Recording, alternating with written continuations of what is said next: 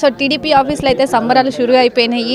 Sweets కూడా పంచుకొని తినేశారు. సో అంటే గెలుపు ఖాయమని వీళ్ళు డిసైడ్ అయిపోయారు. అసలు నిజంగా గెలుపు ఖాయం అయిపోయిందని వారి మాటలను అడిగి తెలుసుకుందాం. మేడం తేజస్విని గారు చెప్పండి, ఏంటి గెలుపు ఖాయం అయిపోయిందా?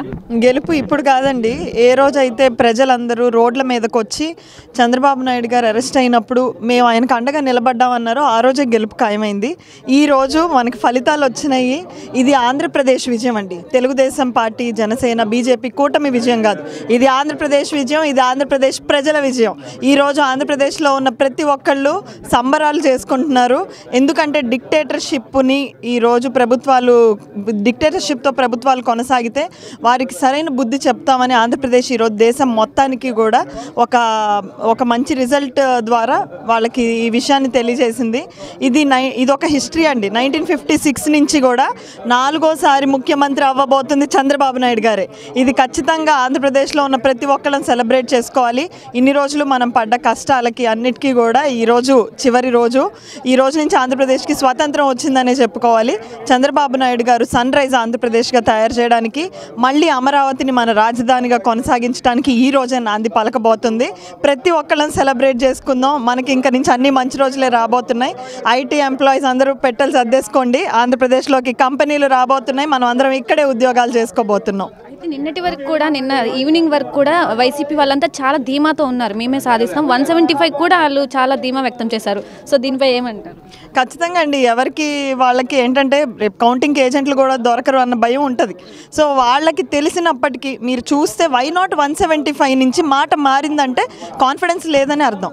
81 ఎమ్మెల్యేస్ని మార్చిన రోజే, వాళ్ళు ఇప్పుడు రిజల్ట్ దాకా కూడా ఆగలేదు, 81 ఎమ్మెల్యేస్ని మార్చిన రోజే వాళ్ళకి రిజల్ట్ ఏంటో తెలుసు. మనమందరం ఈరోజు టీవీలో చూస్తున్నాం. వాళ్ళకి ఆ రోజే రిజల్ట్ తెలుసు కాబట్టి 81 ఎమ్మెల్యేస్ని మార్చారు. కాబట్టి పాపం వాళ్ళకి కౌంటింగ్ ఏజెంట్స్ దొరకరు అన్న భయంతో కొంత ధైర్యం ప్రదర్శించి ఉండొచ్చు. కానీ నిజానికి పోల్స్, సర్వేస్, ఎగ్జిట్ పోల్స్లో రిజల్ట్ ఆల్రెడీ వచ్చేసింది.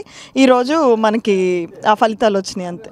వైసీపీ వాళ్ళు చాలా వరకు వెనుకంజలో ఉన్నారు. మన నగరిలో రోజా కూడా వెనుకంజలో ఉన్నట్టు కనిపిస్తుంది. సో ఏమంటారు అంటే ఆవిడ అంత కాన్ఫిడెంట్గా నేను ఈసారి గెలుస్తానని కూడా ఆవిడ చెప్పడం జరిగింది. సో ఏమంటారు? మేము ఏది చేసినా చెల్లుతుంది. ప్రభుత్వంలో అధికారంలో ఉండి ఒక మహిళకి మంత్రి పదవి ఇవ్వడం అంటే మహిళలందరూ కూడా గర్వించాల్సిన విషయం.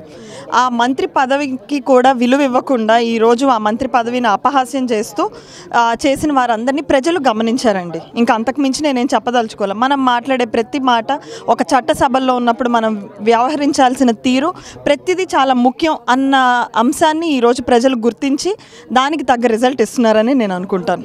పిఠాపురంలో పవన్ కళ్యాణ్ గారు చాలా ముందంజలో ఉన్నారు వంగ గీత మీద. సో ఎలా ఫీల్ అవుతున్నారు?